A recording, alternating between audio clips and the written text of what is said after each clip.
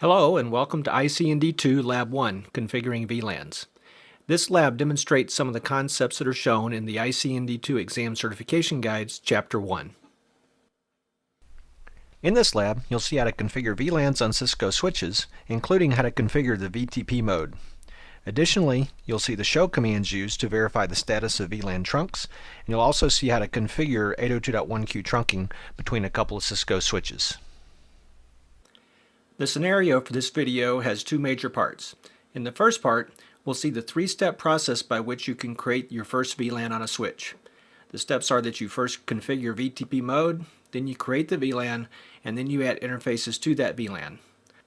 Following that, the second part shows how to configure 802.1q trunking between two switches. Scenario Step 1 has three main sections. In this first part, Switch 1 is going to put those two PCs into VLAN 11.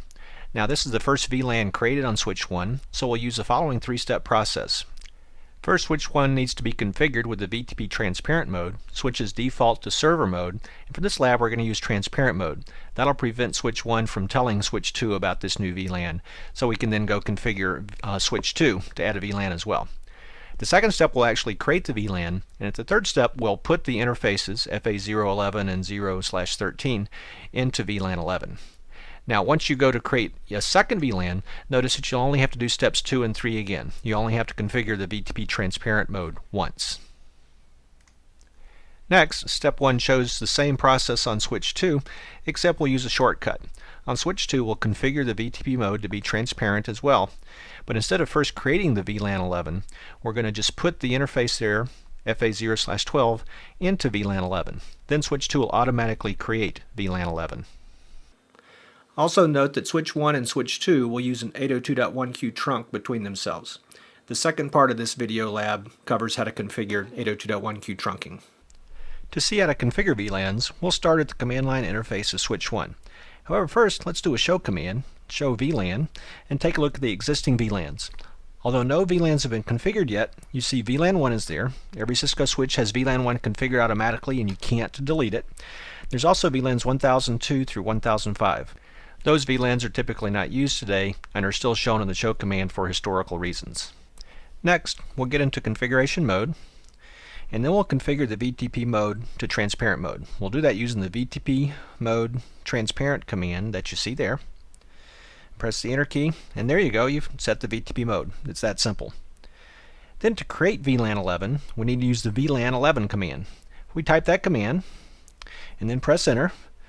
Note the command prompt changes, and you've also created VLAN 11. Now you don't have to configure anything else about the VLAN, but if you'd like to give it a name or assign a name to the VLAN so it's more meaningful to you, you can do so. In this case I'll use the name space this is VLAN 11 command to assign a name to the VLAN.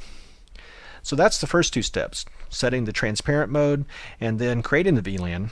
At that point you just need to assign each interface to that VLAN that you want to be in that VLAN. In our case we want to put interface FA011 into that VLAN, so we'll type the interface FA0/11 command, that's shorthand for fast Ethernet. Press enter. Notice we're in interface configuration mode now. And then you just type the switch port access VLAN 11 command and press enter. At that point you've placed FA011 into VLAN 11. Now you want FA013 in that VLAN as well, so if you switch over to FA0/13, now you're in FA013 interface config mode, and just repeat the switch port access VLAN 11 command, and now you put both interfaces into VLAN 11. Next, by getting out of config mode, we can do the show VLAN command again. As you'd expect, now the output shows VLAN 11 as you see there. We see the name of VLAN 11 of this is VLAN 11. And out to the right, you see the fact that FA0/11 and 0/13 are now interfaces in VLAN 11. Next, on Switch 2, we'll configure VLAN 11, but use a little bit different process. We'll get into config mode here on Switch 2, and then use the VTP mode transparent command, as you see there, to set the VTP mode. Now, instead of adding VLAN 11 explicitly, we're going to get into interface, fast Ethernet, 0/12. which is the port connected up to PC2, and put that interface into VLAN 11. Now switch 2 does not have a VLAN 11 yet, so as you see in the message generated there, the switch noticed, oh, you want to put this interface in VLAN 11, I don't have one, so I'll automatically create one. So if you get out of configuration mode and do the show VLAN command here on switch 2, notice there is indeed a VLAN 11. It was automatically created, and since it was automatically created, the switch made up a name, in this case VLAN 11, for that particular VLAN. The two switches have also dynamically agreed to use trunking on the link between the two switches. As a result, traffic for VLAN 11 can pass between the two switches. In fact, not shown on the screen, the three PCs have all pinged each other at this point. Now we can verify some of that from the switches by using the show MAC address table dynamic command, as you see here, and add the VLAN 11 parameter. By doing so, we just see the dynamically learned entries inside VLAN 11. Notice there we see the three MAC addresses of the mostly 1s, mostly 2s, and mostly 3 MAC addresses of PC 1, 2, and 3, and notice they're dynamically learned on the correct ports.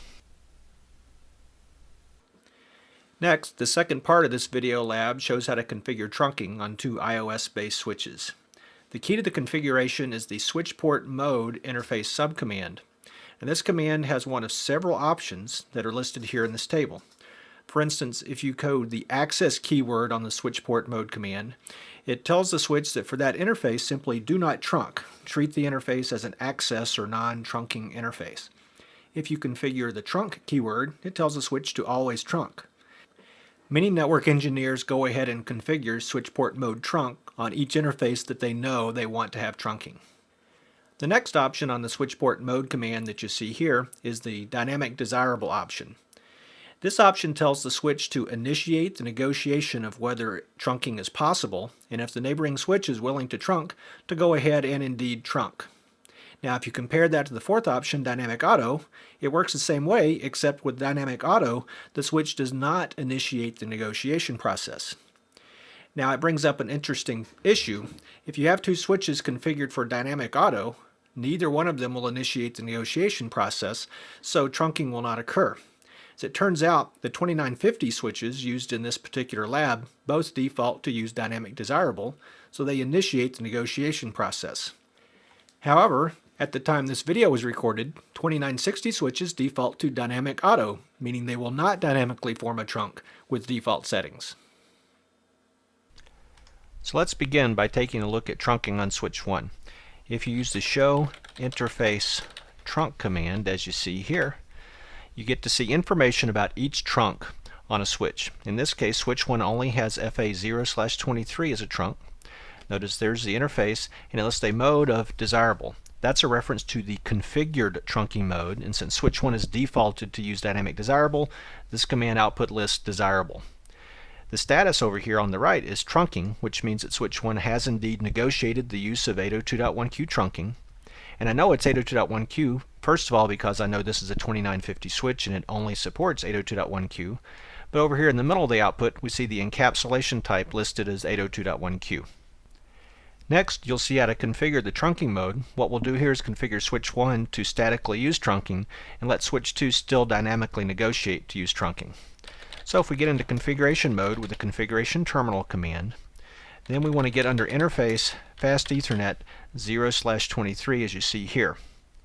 Now once you're in interface configuration mode, all you need to do is configure the switch port mode command, and in this case we'll use the trunk option, which statically configures trunking on that interface.